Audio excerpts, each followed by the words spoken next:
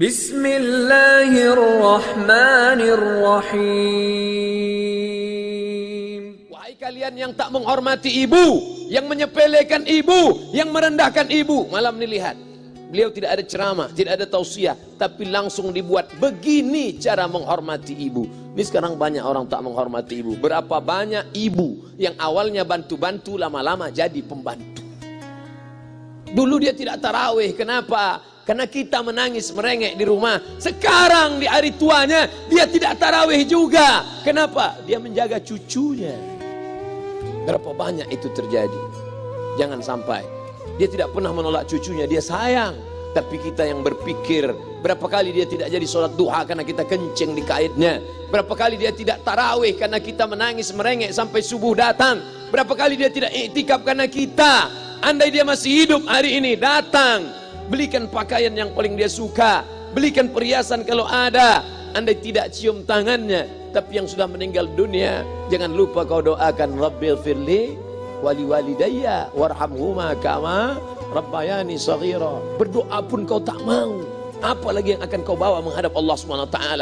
Meregang nyawa dia melahirkan engkau, 9 bulan 10 hari kau menumpang di perutnya, 2 tahun kau menyusu, melahirkan, menetes darahnya dalam badanmu. Andai kau gendong dia dari Palembang, jangan sebut Palembang lah Pak Ustaz, dari Pekanbaru Riau, kau gendong dia sampai ke Makkah, kembali lagi, belum tentu dapat menebus satu teriakannya saat melahirkanmu. Lalu apa yang bisa kau lakukan? Datang seorang ibu pergi ke tempat servis HP. Nak, tolong anak lihatkan HP saya rusak kayaknya. Dia periksa, ini enggak rusak bu. Terus memang anak ibu enggak nelpon. Kenapa kau tidak telepon? Datang dia ke rumah anaknya. Nah, ibu enggak ada uang mau buka puasa, bisa minjam 100.000. Apa kata si anak? Sebentar ya ma, aku tanya istriku dulu. Ini Ustaz dapat dari mana? Ada yang kirim WA grup. Jadikan ibumu seperti raja, maka rezekimu akan diberikan Allah seperti rezeki raja-raja. Bukan hadis, dapat dari grup WA. Ini ibu minta terus sholat tarawih, tapi sang anak sudah tidak bisa. Aku mau hentikan saja sholat tarawih ini, karena mau buat tenda ini tidak bisa. Tiangnya bambu, sudah bocor. Kita stop saja sholat tarawih bersama ini. Apa kata si ibu? Buatlah sholat tarawih terus, nanti Allah akan berikan engkau gedung yang besar. Dengan gedung besar itu kau akan tetap sholat tarawih. Mana gedung besar itu? Inilah dia gedung besar. Langsung dikabulkan Allah Subhanahu wa ta'ala. Karena setelah Allah langsung orang tua. Wa qadha rabbuka alla ta'budu illa iyyah. Allah sudah wajibkan engkau menyembah Allah. Setelah Allah, wa bil walidaini ihsana. Kedua orang tua. Jangan kau lawan ibumu. Kayak anak-anakku, jangan kau lawan ibumu. Karena kau lawan ibumu, kau tak pernah mencium kebahagiaan. Walaupun hartamu banyak, kau akan berenang dalam air mata penderitaan sampai kematian datang. Ada pezina hidup di dunia senang, ada pecandu narkoba hidup di dunia senang, tapi orang yang durhaka tetap dapat dosanya dibalas Allah di akhirat. Di dunia coba dapat. Ustaz, kalau di akhirat dapat, di dunia dapat, untuk apa lagi di dunia? Yang di dunia itu DP-nya. Nanti di akhirat akan kau dapatkan cash-nya. Oleh sebab itu jangan main-main dengan ibu. Datang seorang laki-laki, ya Rasulullah, izinkan aku mati syahid. Karena orang yang mati syahid itu tidak akan merasakan sakratul maut illa kal qars, seperti cubitan pada tangan. Izinkan aku mati syahid, karena kalau aku mati syahid tidak akan ada azab kubur. Izinkan aku mati syahid, karena kalau aku mati syahid tidak akan ada hisab, langsung masuk surga. Nabi bertanya, alaka min ummin, ibumu masih hidup? Ibumu ada di rumah? Ya.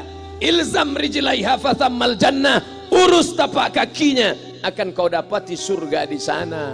Tak perlu kau mati syahid, tapak kakinya kau urus, kau dapati surga di sana. Kalau tapak kakinya kau urus dapat surga, apalagi kau urus kepalanya, apalagi kau urus badannya.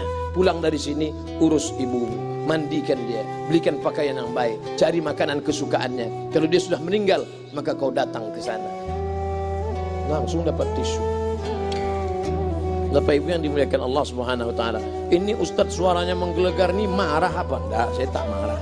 Terus dikasih aja alim buka nasi kuning tadi, makanya suara menggelegar. Dimasukkan Pak Kapolda daging sama ayam 3. Masya Allah, ini kari Palembang nih Pak Ustaz. Mantap, menggelegar suara kita di rumah. Bapak Ibu yang dimuliakan Allah Subhanahu wa taala, datang seorang laki-laki, kata Nabi sallallahu alaihi wasallam, nanti akan ada laki-laki yang datang kemari minta doanya, doanya kabul. Sahabat heran, kami yang hidup sama Nabi, kami yang perang sama Nabi, kami yang jihad sama Nabi, kenapa mesti minta doa dia? Dia tidak pernah ketemu Nabi. Pokoknya nanti kalau dia datang, minta doa sama dia. Setelah Nabi SAW meninggal, barulah dia datang. Orang itu bernama Uwais Al-Qarni. Kenapa doanya makbul? Dia merawat ibunya. Kalau ibumu kau rawat, doamu dikabulkan Allah Subhanahu wa taala. Apa yang kita lihat malam ini adalah buah bakti kepada seorang ibu. Ya Rasulullah, man ahaqqun nas bi husni sahabati? Siapa yang paling layak mendapatkan baktiku?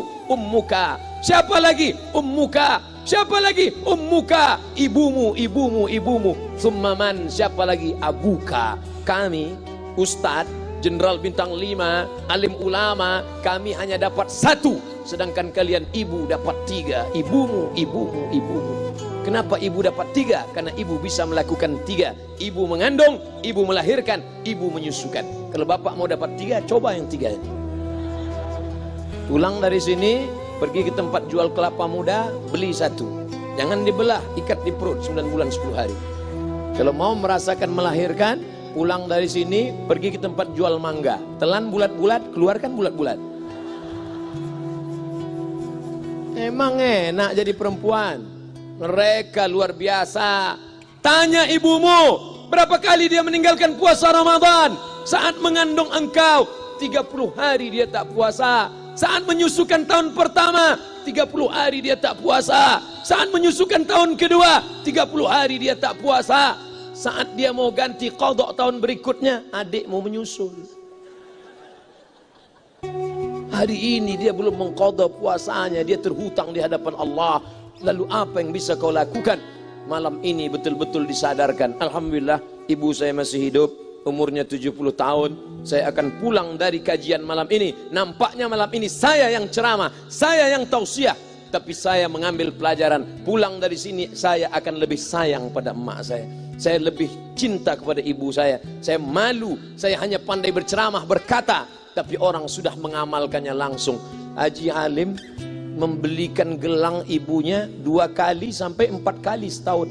Gelang cincin. Sudah dibelikan 2 bulan, hilang. Kemana?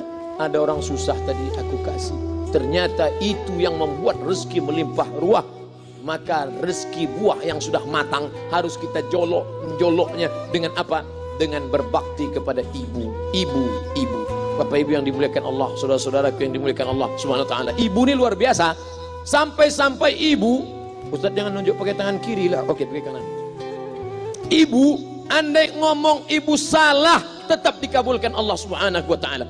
Ada seorang ibu memanggil anaknya, "Ya Juraij, wahai Juraij." Anaknya sedang beribadah. Ibadah pada Allah atau nyambut ucapan ibu? Allah lebih mulia, dia diam. "Ya Juraij."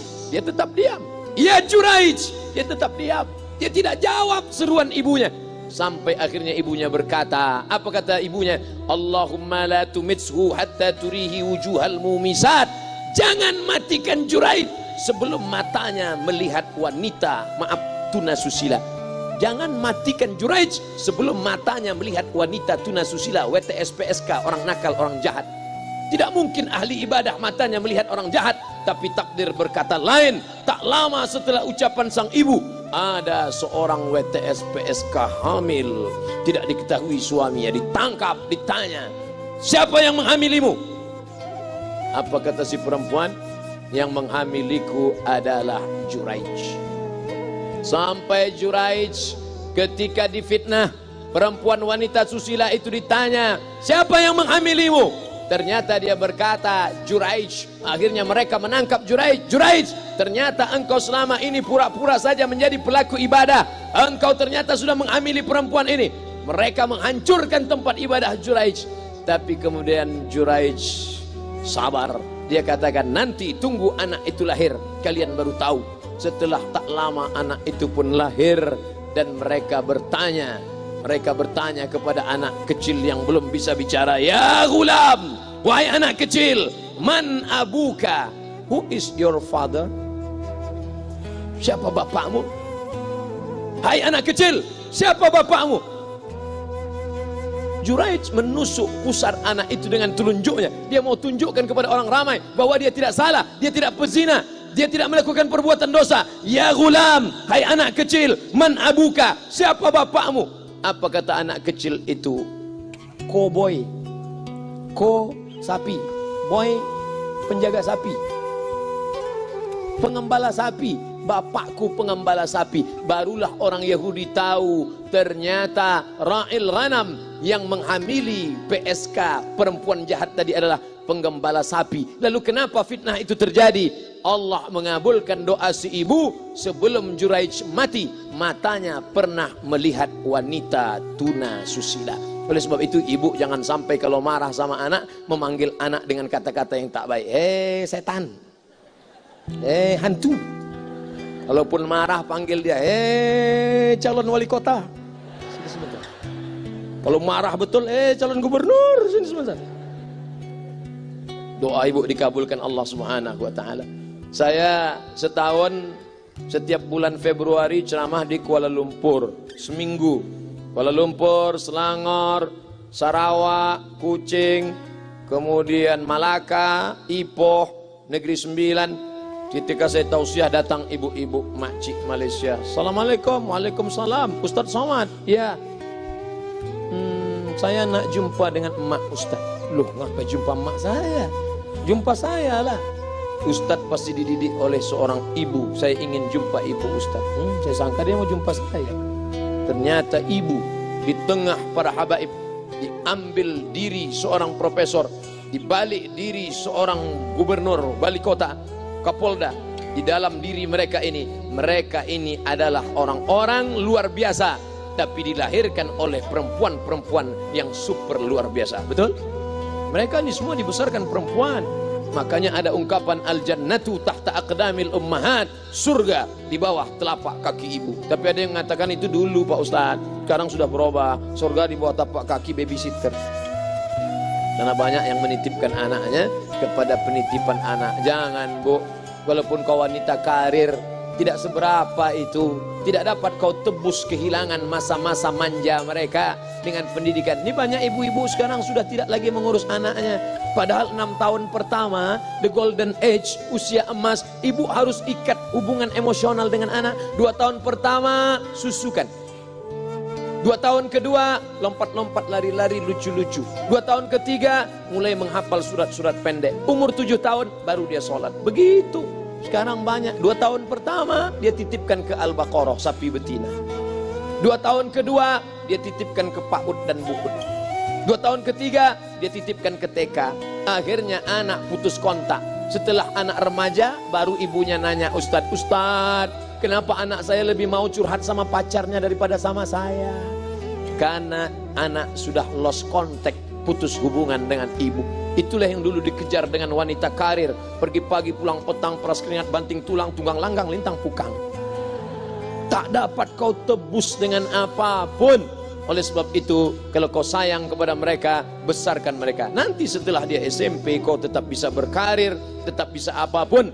Tapi usia emas ini tetap jaga mereka. Di balik anak-anak yang luar biasa, ada ibu yang luar biasa. Di mana letak ibu luar biasa itu? Inilah dia, ibu-ibu semua insya Allah. Amin.